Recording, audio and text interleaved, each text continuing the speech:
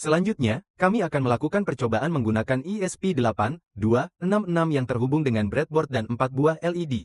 Percobaan ini merupakan tugas minggu kedua pada Lab 2. Pada percobaan ini, setiap LED akan dikontrol secara bergantian melalui program yang telah diunggah ke ESP8266. Langkah awal yang dilakukan adalah masuk ke dalam software Arduino IDE untuk membuat kode C++ yang nantinya akan diunggah ke dalam modul ESP8266. Di sini, kami telah membuat beberapa baris kode yang akan digunakan untuk melakukan percobaan pada tugas Lab 2. Selanjutnya, kita masuk ke bagian kode program.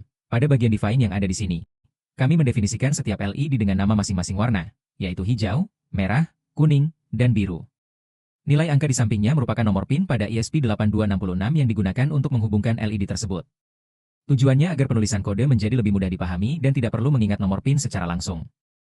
Dengan cara ini, ESP8266 dapat mengenali bahwa setiap nama warna tersebut merepresentasikan pin tertentu. Jadi, ketika kami memanggil hijau, sebenarnya itu mengarah ke pin GPIO12 pada ESP8266. Begitu juga dengan merah ke GPIO0, kuning ke GPIO4, dan biru ke GPIO5. Selanjutnya, pada bagian setup yang ada di sini, kami mengatur semua pin yang terhubung ke LED sebagai output. Artinya, pin tersebut akan digunakan untuk mengirim sinyal keluar untuk menyalakan atau mematikan LED. Selanjutnya, pada bagian loop yang ada di sini, bagian ini akan dijalankan secara terus-menerus selama ESP8266 aktif. Di dalamnya, kami menggunakan fungsi digital write, yaitu untuk memberikan sinyal high atau low pada pin.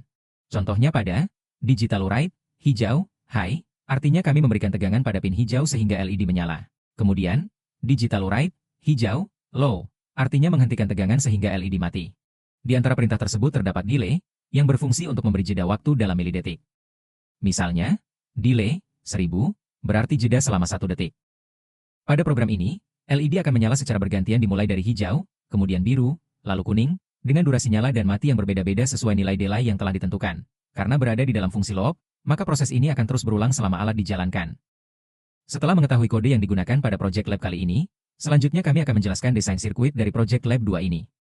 Dalam project kali ini, kami menggunakan beberapa bahan antara lain terdapat ESP8266, kemudian 4 buah LED dengan warna yang berbeda, lalu ada 1 buah resistor dan 1 buah breadboard. Pertama, perhatikan pin G atau ground pada board ESP8266. Pin ini akan kita gunakan sebagai jalur negatif pada rangkaian. Kemudian, kita hubungkan pin G atau ground pada ESP8266 menggunakan kabel jumper. Ujung pertama kabel dipasang ke pin G, lalu ujung satunya lagi kita tancapkan ke salah satu lubang yang ada pada breadboard.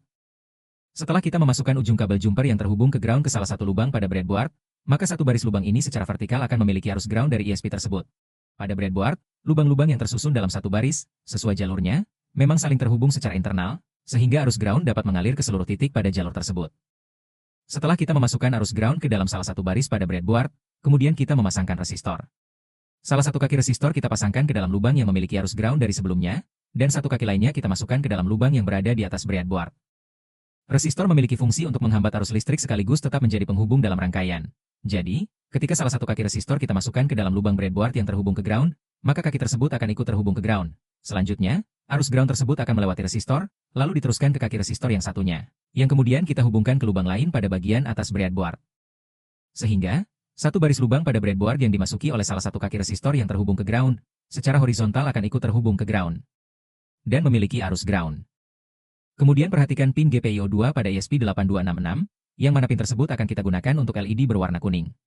Kemudian kita sambungkan pin tersebut ke salah satu lubang pada breadboard. Kemudian kita mengambil LED berwarna kuning. Lalu kita sambungkan kaki negatifnya ke salah satu lubang yang memiliki arus ground dan kaki positifnya ke lubang yang memiliki arus GPIO2. Lalu kita mencari pin GPIO0 pada ESP8266 untuk LED berwarna merah. Kemudian kita sambungkan ke salah satu lubang pada breadboard.